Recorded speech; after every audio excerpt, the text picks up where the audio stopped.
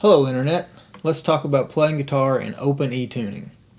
I played guitar in standard tuning for about 20 years before attempting to learn open E, and I've discovered that YouTube has a wealth of information on slide licks and lead lines, but almost nothing on chords and general accompaniment. So I'm going to try and fill that gap by showing you some things I've learned over the last 2 years of playing exclusively in open E tuning. These tutorials will be geared towards the mid-level musician / guitar player like myself, so I'll skip over the beginner stuff like tuning and assume you know enough about music theory or enough about Google to keep up with the terminology. I like jump cuts and information density, so be ready with that pause button. Anyone who's played in open E before knows that it's easy to bar across the whole fretboard to play a major chord. But that'll only get you so far. It only gives you 3 chords in any major key, and unless you're Harlan Howard, you're eventually going to need more options. I play a variety of music, but when I'm playing with a band, I mostly play worship music. Modern worship music, especially lead, is focused mainly around closely voiced diatonic triads, also known as triangle chords. This is a good way to start learning open E for any style of music because the chords take their most basic 3-note form. Once you understand those, you can expand across the rest of the strings because those are just octaves of the strings we'll be using. The root position major triad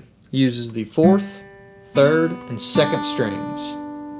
Root, major 3rd, perfect 5th. To make that minor, drop the 3rd. To make it diminished, drop the 5th. We'll call these the root position shapes, and with these 3 shapes you can already play every chord in a major scale.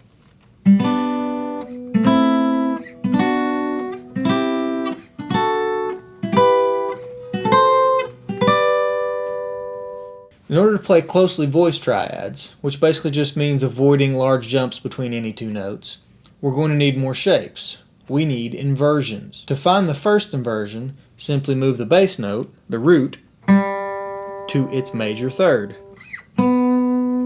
Find the closest 5th, and stack the root on top.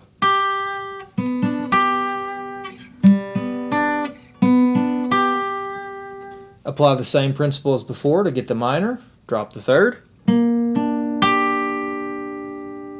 Drop the 5th to get the diminished. We'll call these the first inversion shapes, or the first shape for short. You'll have to train your brain not to confuse the root shape and the first shape. To find the second inversion, make the bass or root note your 5th scale degree. Find the closest root, and then stack the 3rd on top.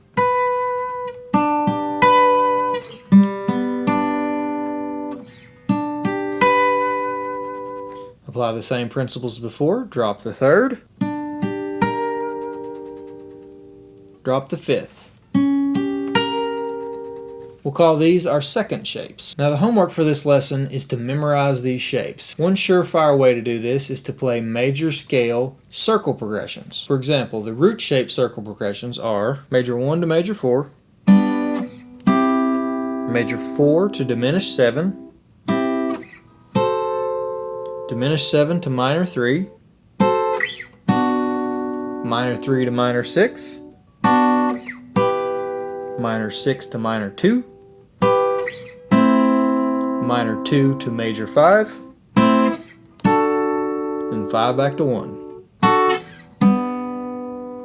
Now figure those out for first inversion and second inversion shapes and play them until they're automatic. In the next video we'll talk about how to use these shapes to pick a position on the neck and play closely voiced triads without moving more than 2 frets up or 2 frets down.